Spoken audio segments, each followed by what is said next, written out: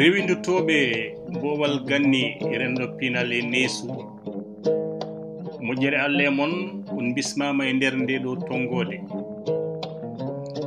men boowal ganni hannde garɗen ko ruttanade won ñalaɗe tarih jolɗe e nder leydi Sénégal taw ɓuri ko ne hewde no toɗɗi fulɓe kono kadi taw ene toɗɗi Fuuta nden windande noon ƴettuɗen ɗum ko yuɓɓo dartol fulɓe e ko ƴettiti e bindande goɗɗe ɗe tarikiyankoɓe bindi kono kadi ɗum waɗi koye ballal Cambil Ba.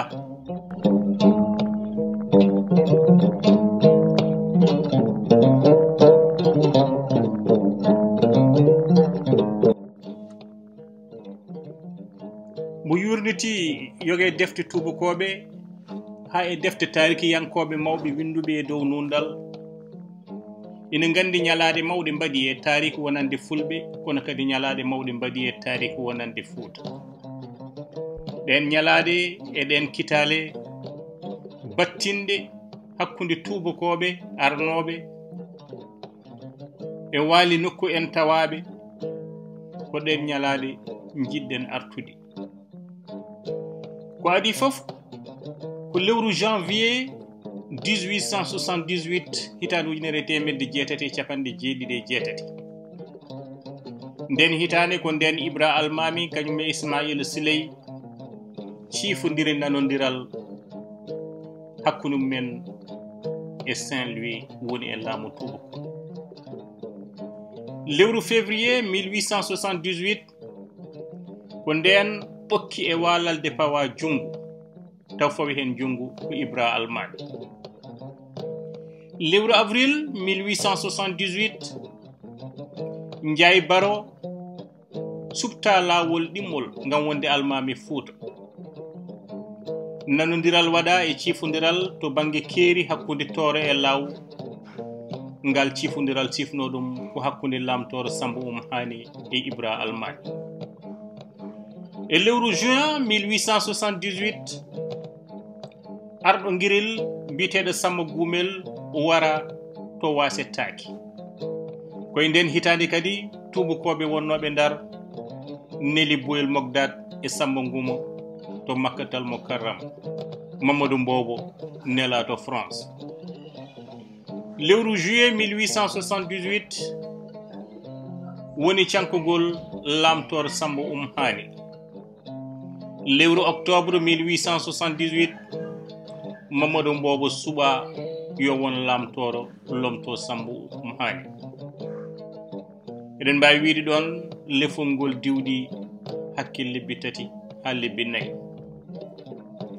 octobre ha décembre 1878 Abdoul Bokar ummani lappol e ngoral Dande Maayo Gombe lewru mars 1878 jagorgal Ismaïla Siley moloyimo to Salde e to wasetaki lewru juin 1879 woni disnodiral hakkude Abdoul Bokar Kane e Ibra Almami taw ɗum ɗon yehiɗen ɗon koyɗe moƴƴere ko Cheikh Sidiye Baba lewru octobre 1879 Mamadou Lamine Ly suɓa Almami lomti Almami Ndiaye Baro lewru novembre 1879 Boyel Mogdad gonnoɗo nantinanowo gouverneur mo Saint-Louis fottiti e hilifaɓe Fuuta e hohoɓe mum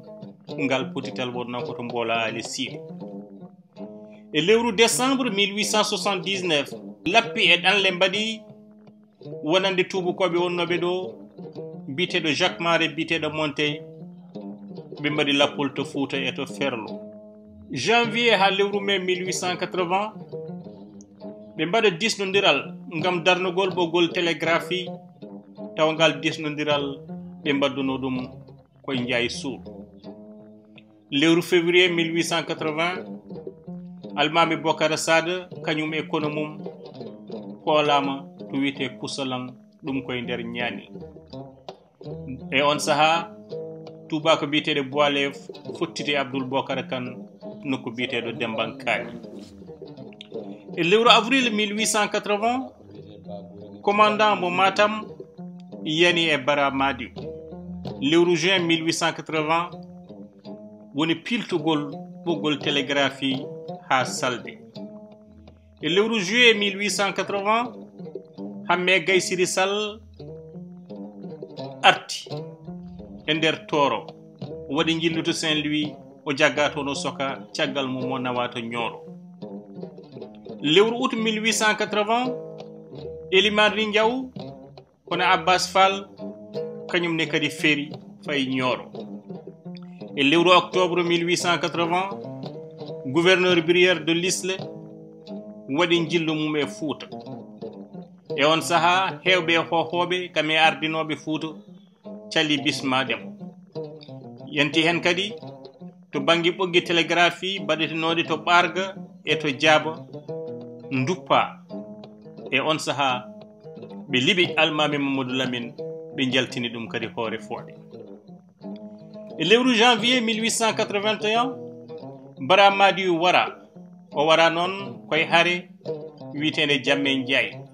E on saha o ƴokkodirno koye koninkoɓe Albouri gonnoɗo Bourba Jolof. E lewru février ha mai 1881 Colonne Pons naati e nder Boseya walla mbiyen e nder reedu Fouta. lewru mai 1881 woni hitande ciifodiri bannoɗe to Gabaɓe. ɗen ciifodiri ko hakkude tubakoɓe joɗinoɓe to Ndar kañumen e Abdoul Bocar Kane. E on saha lamtoro Mamadou Mbobo kañum ni itta e wonde lamtoro taw ittima ko tubakoɓe Farais. lewru juin 1881 Hammadi Gaye Siry suɓa waɗa lamtoro. E lewru juillet 1881 ina siftore ñaw bongu mbannogu woni Thiamé yani e Fouta. lewru novembre 1881 Hamme Gaye Siry hawri e Ladial. lewru février 1882 Bocara Sidik woni lamtoro Sidik Sall suɓa waɗa lamtoro. lewru mars ha avril 1882 Abdoul Bocar Kane foolama to wiyete Koussalan. lewru octobre 1882 woni mayde Ahmed Heyba on ɗon ardino Safalɓe ɓe hindi wuldu Eli taw on ɗon ko jaggal wonno ballediɗo Abdoul Bocar Kane. lewru juillet 1883 luural ari hakkude Kaskas e Ibra Almami. ina jeeya e sababuji ɗi natgol ardiɓe leydi France e nder Boseya. e lewru août 1883 ciifodiri kadi mbaɗi to Mbola Ali Sidi taw sifodira ɗum ko Abdoul Bocar Kane kañum e hohoɓe Fouta hewɓe ardinoɓe on ɗon saaha. lewru septembre 1883 officier français goto nelama to Kayhaydi ngam disnodirede beele ina darne toon fort mo Kayhaydi.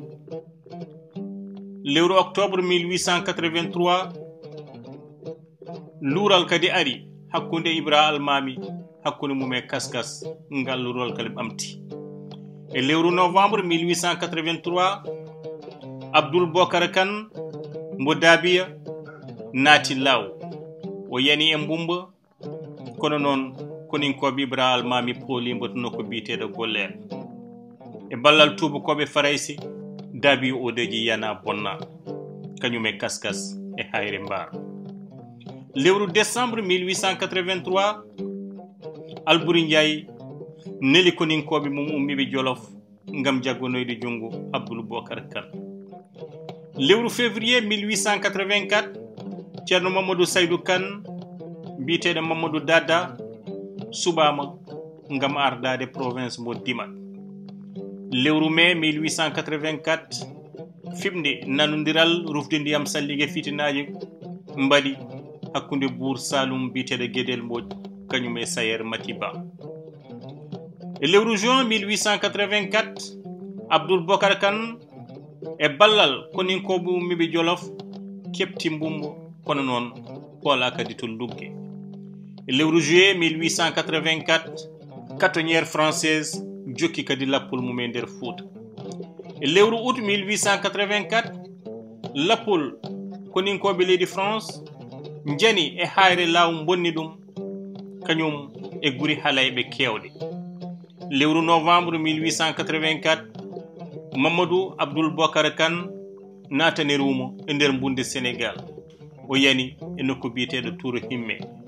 E lewru mars 1885 fitini ummiti e nder RIP ɗum ko caggal nde Sayer Matiba yoɓi fittandu Ali Khoudia Ba.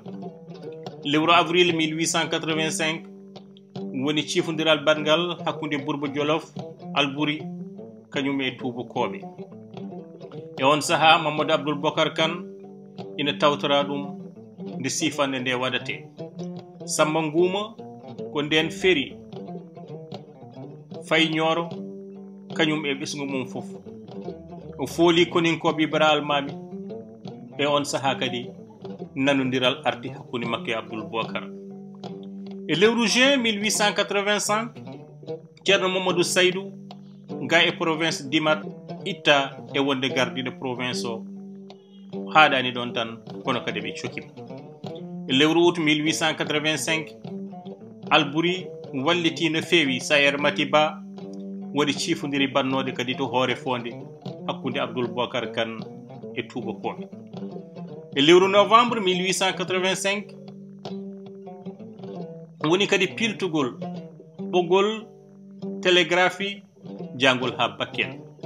E on saha Abdoul Bokar Kane ina woni e nder RIP Mamadou Lamine Dramé fottiti e tubakoɓe ɓe e nokku biyeteɗo Bafulaɓe kañum e Médina. Lewru décembre 1885 Mamadou Lamine Dramé ƴetta to Gadiaga hawri e mayde almami ɓundu biyeteɗo Bocar Sada lomtimbo ko miñiko biyeteɗo Oumar Pène. En gardi e ñalade ɗe ha 1885 so weeli Allah windonde men arore ma en tuggo 1886 jokken.